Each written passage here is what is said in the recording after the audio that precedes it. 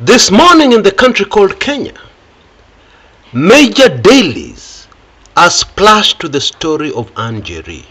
And of course the focus is her kidnap ordeal. Now I was just wondering to myself, what kind of impact is this having on the image of the government of William Samoei Ruto? What kind of impact on the image of this government? Not only from Kenyans, but even from our development partners, even from friends of Kenya, even from people who understand Kenya, even from neighboring heads of state. They must be having meetings and discussing and asking themselves, what is going on in Kenya? And I'm sure our Kiswahili eloquent neighbors are saying something. Hiyo serikali ni ya majambazi. Inawezekanaje serikali ya wananchi iwe ya majambazi? Wananchi watatorokea wapi? And so on and so forth.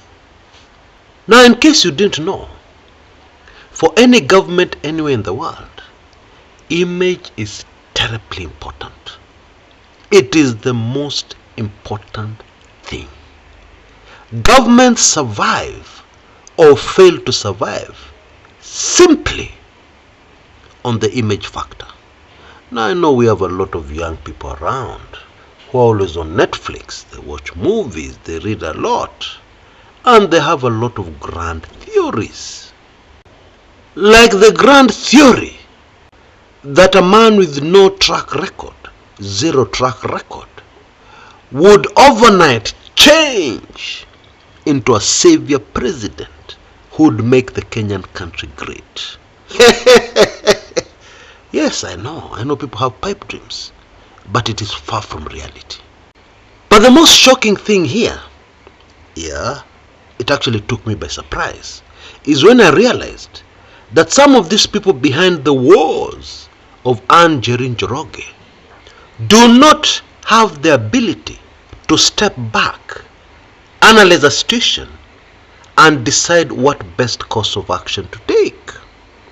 And I'm afraid this also includes senior cabinet secretaries, people who are very close to the president. Let me just give you a quick example.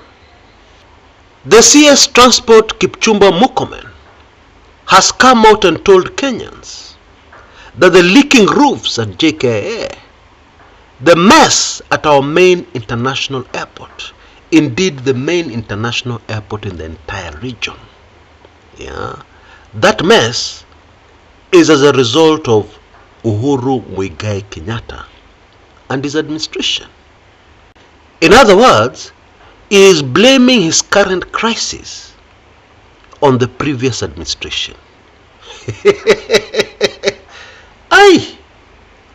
Now, how long has this government been in power? Over 1 year.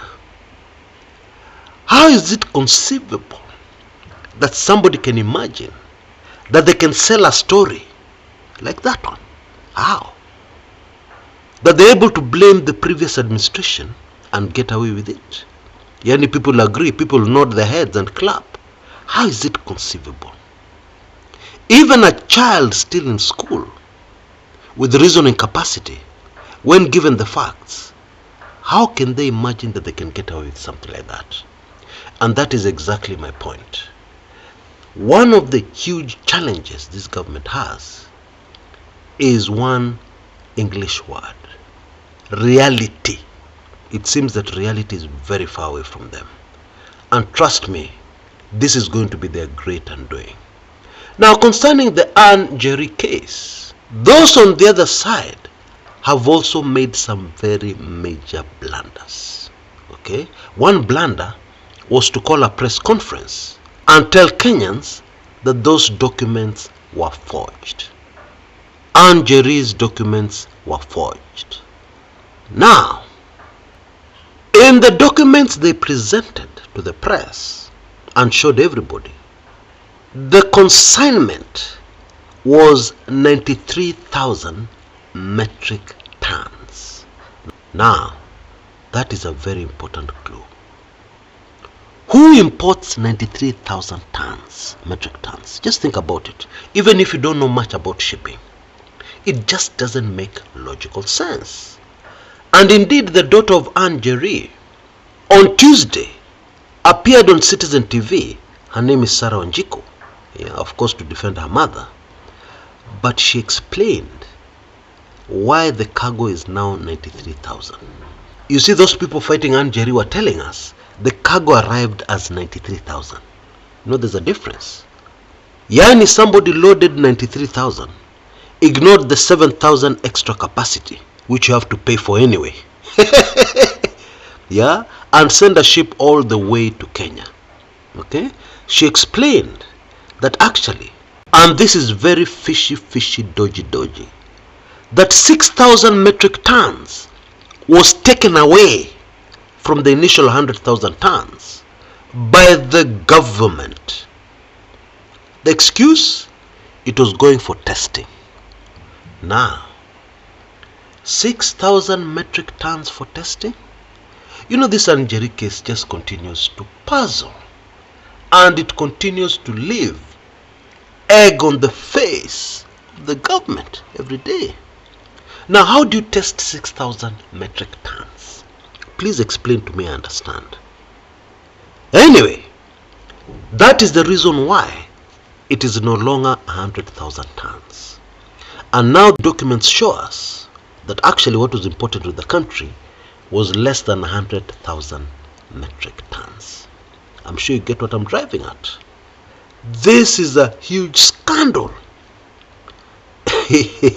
And it is getting very messy for the government.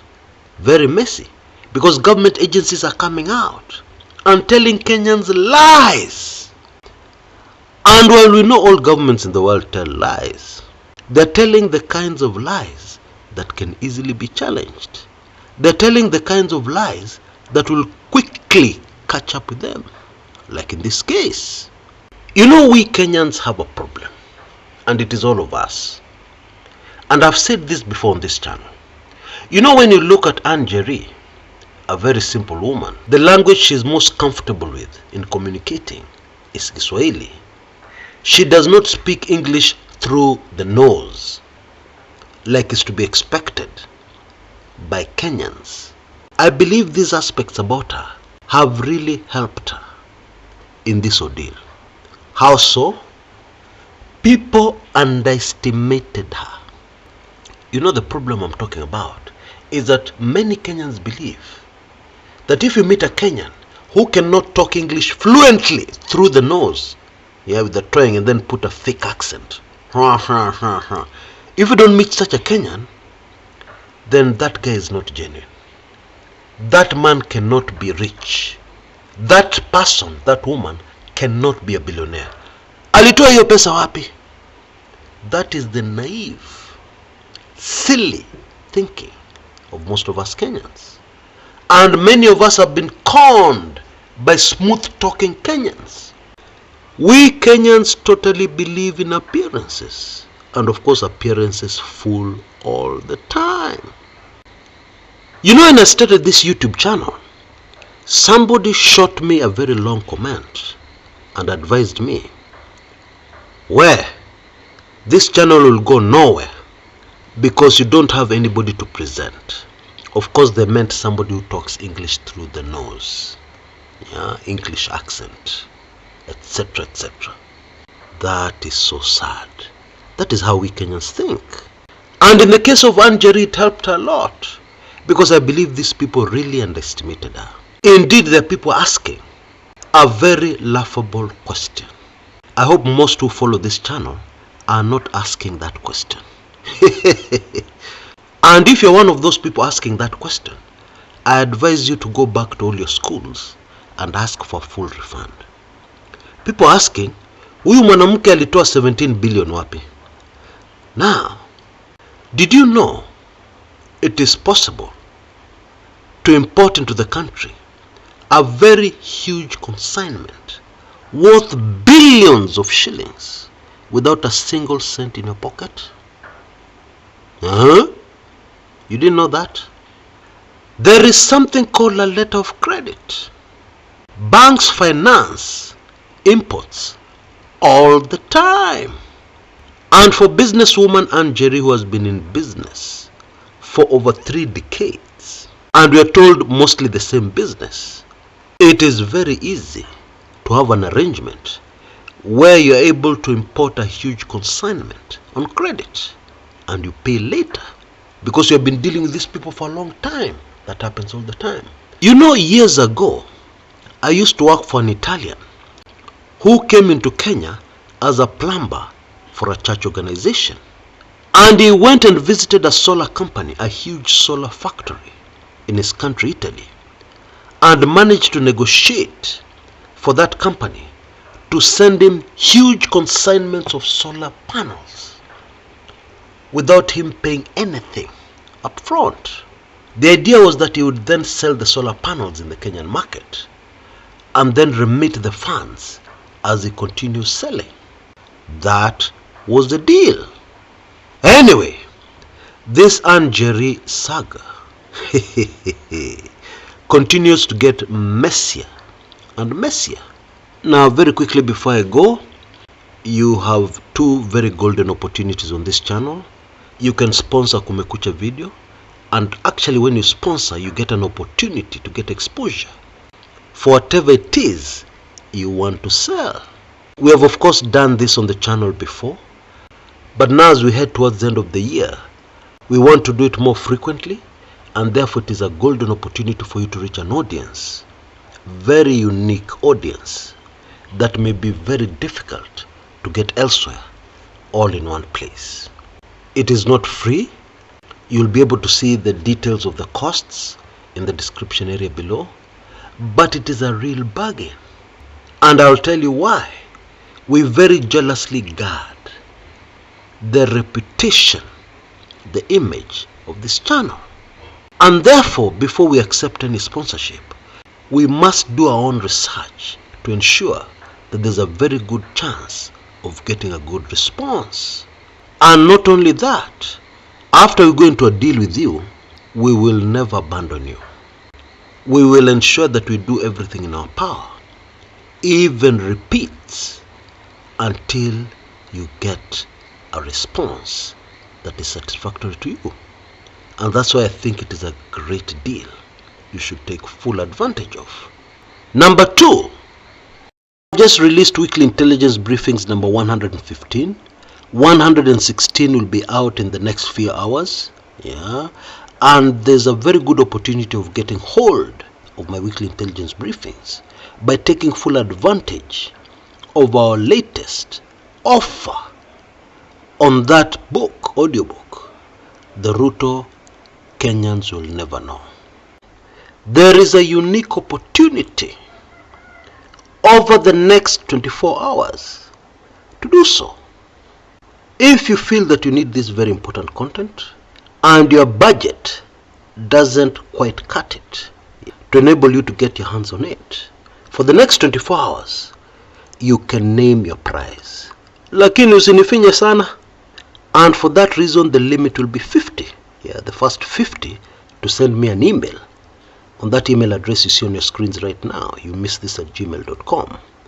Naming your price. And then guess what? I will also throw in another valuable Kumekucha book. You can choose for yourself, or you can allow me to choose for you. The most liked of my other ebooks, of course, is Dark Secrets of the Kenyan Presidency, How Mutula Kilonzo Sr. was murdered. And then there's another one called The President's Lovers. Now that last one of you took it in recently, and they were delighted, very excited about it. And yes, it talks about a Kenyan president. And so, you have this very exciting opportunity. Please take full advantage of it. Until next time, this is Chris Kumekucha.